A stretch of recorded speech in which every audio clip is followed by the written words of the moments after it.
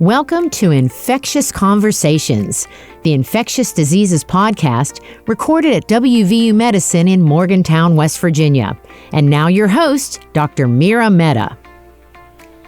Hello, everyone, and welcome to another episode of Infectious Conversations. This is WVU Medicine's Infectious Diseases podcast. I'm your host for the day, Dr. Mira Mehta. I'm a clinical infectious diseases specialist that works at Ruby Memorial Hospital, and I've been working here for about 7 years now. And I've got a very special guest today, Dr. Erin McMahon. Erin, welcome to the show. Thank you, Mira. I'm happy to be here. Super excited. Like she said, my name is Erin McMahon. I'm currently the neurology and stroke clinical pharmacist at Ruby. So very excited to be on this podcast. Yeah, we're excited to have you. So Erin and I recently got to do something so cool. It was amazing. A couple months ago in September, the both of us got to go to Cape Town in South Africa, and we actually got to practice clinical pharmacy there. And it was just such a eye-opening, life-changing experience. So a little bit of a background on how we actually ended up getting to go. So one of our colleagues, Dr. John Wheatholder, he's a clinical faculty at the WVU School of Pharmacy, and he also is an internal medicine clinical specialist. He actually developed and maintained this program to where our pharmacy students from the WVU Medicine School of Pharmacy actually they have the opportunity to go to South Africa, and then they can actually go there for a rotation where they can practice clinical pharmacy and also have a role in teaching, and they get a full experience on how healthcare systems operate in that country. So it's a really amazing program and a great opportunity, and the program really was established in 2008. So since then, we've either been sending students or residents there and some preceptors as well, or we've had some involvement with those South African universities and hospitals as well.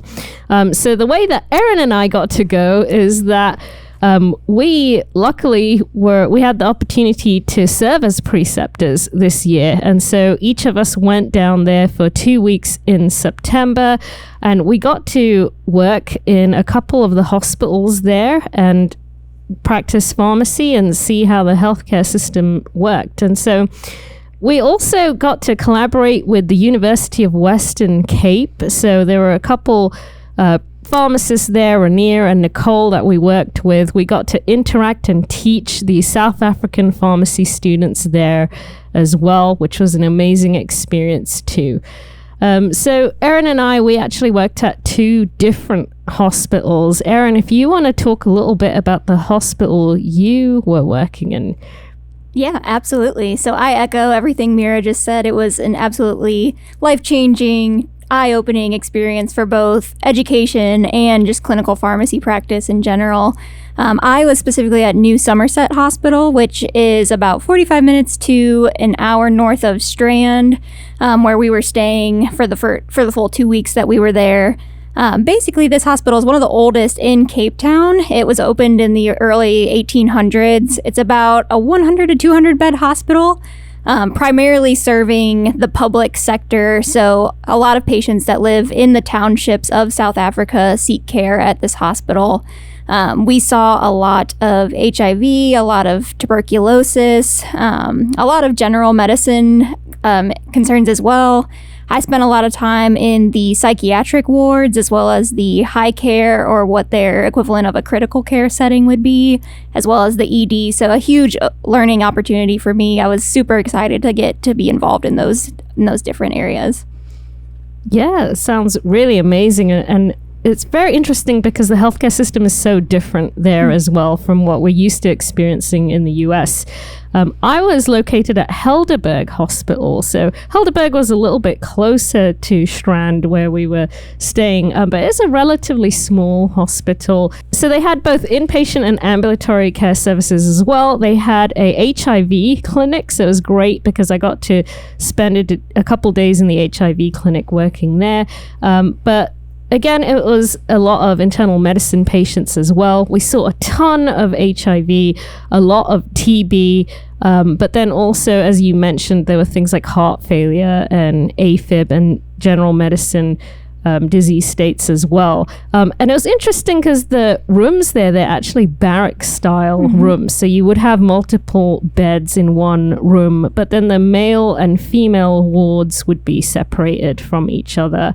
Erin mentioned that there were a lot of patients from the township. So a township is actually a South African term to describe urban public housing areas, but these areas are typically impoverished and they're typically overcrowded and undeveloped. They were actually reserved for non-whites during apartheid, but people still live there today, and there's a lot of vibrant communities that have developed with their own unique cultures, traditions, and languages as well. But as I mentioned, there are a lot of limited resources there. And so those hospitals where we were working, they don't have as many treatment modalities as we do. An example of that is I remember being on wards one day and there was a young patient, relatively young, in his 30s, but he had long-standing hypertension and he developed renal impairment because of that. And someone who has that type of condition here in the States, we would put them on dialysis. But the problem with things over there is that not everyone qualifies for dialysis because there is so much poverty. Resources are limited. So unfortunately, unless you're a patient who's waiting for a kidney transplant, you actually do not qualify for dialysis in the public sector. And unfortunately, that patient couldn't get dialysis. So it's very eye-opening. A lot of the treatments we would be used to just prescribing for patients in the United States, unfortunately, they don't have access to, or they don't have the resources to do that. They also use a lot of paper charts, so deciphering verbiage on paper charts was really interesting. Everything was mainly handwritten. There were limited computers at the hospital as well. I really only saw one or two computers there, so not really a heavily based electronic medical record system at those institutions either. They also have limited infectious diseases specialists as well. So I found out that there's only about 7 ID physicians in South Africa, which blows my mind because we have more than 7 just at Ruby Memorial Hospital. The hospital, Helderberg Hospital, did do a good job, though, of collaborating with those ID physicians that were located at other institutions. So once a month, the ID physician would come down and actually do antimicrobial stewardship rounds. And there was a pharmacist, Jade, who did lots of work on antimicrobial stewardship. So that was really cool to see how their antimicrobial stewardship processes are similar and both different to how we practice here in the United States. As Erin mentioned, HIV was very, very common there. South Africa has the largest number of people living with HIV, and it has the world's largest HIV epidemic there. And then TB was another big disease state we saw there. There's a very large, one of the highest TB incidence rates in the world in South Africa. Yep, and New Somerset actually had a specific ward for TB patients that were higher acuity, but it was so interesting going through the general inpatient wards. Some of these patients would have TB and would be next to another patient that maybe had heart failure or anemia, a whole host of different things. So it was so interesting to see just how allocation of resources was and how they decided who was considered a higher acuity patient versus not. So very interesting. Yeah, absolutely. A lot of people had HIV and TB co-infection as well. But there are really a lot of opportunities for pharmacists to get involved there. So some of the roles that we played is a lot of these medications you would take for HIV and TB, they have a lot of drug interactions. They have to be dosed appropriately. They have a lot of side effects. And so they also have to be taken very regularly and taken every day. And so we got to play roles in helping with adherence, making sure all the doses were optimized, making sure that patients were on the correct medications. And so I felt we were very, very valued there during that experience. Yeah, I agree. And just to echo that too, even if patients had worsening renal function on their current HIV treatment, we had to kind of think of alternatives that were available at the hospital that maybe we wouldn't necessarily jump to here in the US. So just being creative and using the resources appropriately was an interesting skill that you learned throughout the way. Yeah, they didn't have as many choices as we do. They also had different names for things too. So like they used a lot of Clexane, which is one of their anticoagulation. Enoxaparin. Yeah, which is basically enoxaparin. The antibiotics, some of them had different names too. So it's interesting just getting used to the type of verbiage. We got to talk about load shedding. I feel like we can't do this episode without talking about load shedding. Erin, do you want to tell everyone what that was? Yeah, for sure. So the load shedding is basically, it occurs because the power grid is so overwhelmed in those areas. So all throughout South Africa, there are different areas where you may have access to electricity from certain periods of time throughout the day. It may just randomly shut off. We had an app that would help us track what time of day the load shedding was going to start and end so that we could plan our day around those times. So it wouldn't be uncommon for us to maybe wake up at 6 a.m. and not have power, have to get ready in the dark, not be able to take a shower. Yeah, you have to plan your life around load shedding. It was a very humbling experience because here we're just used to having power all the time. Right. You know, if I'm cold, I turn on the heat. If I'm in the dark, I turn on the lights. There, you don't always have that ability to do that. And so there were some evenings I would just be sitting at home in the dark reflecting on my day.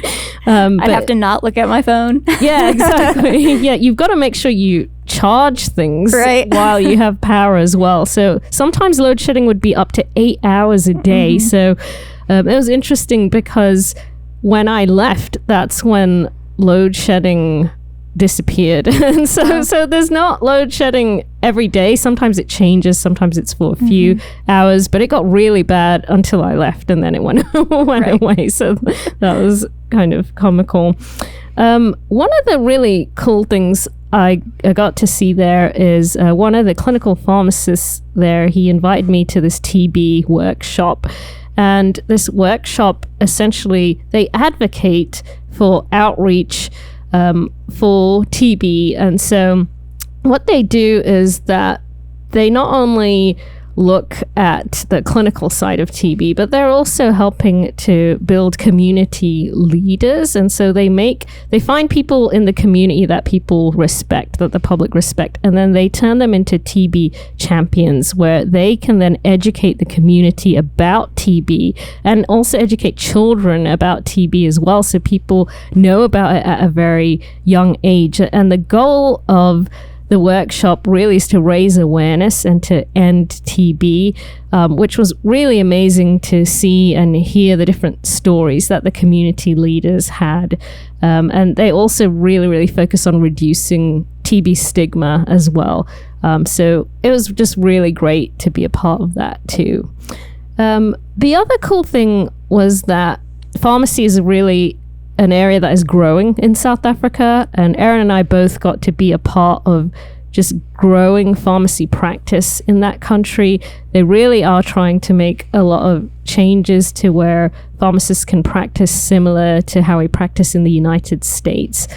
So it was a great opportunity to help with that as well. I agree. And that's part of the reason why John was able to help grow the program for WVU as well as the University of Western Cape, is because they are really interested in knowing what clinical pharmacy entails and being involved one-on-one with patients in the hospital and in the ambulatory care setting, as well as just interacting with providers and having that face time more continuously. So it was just a great experience to work collaboratively with them and help them kind of improve their clinical pharmacy practice, as well as learn from them on how they're currently doing things. Right. We learned from them as well as they learned from us, and it was a great exchange of information.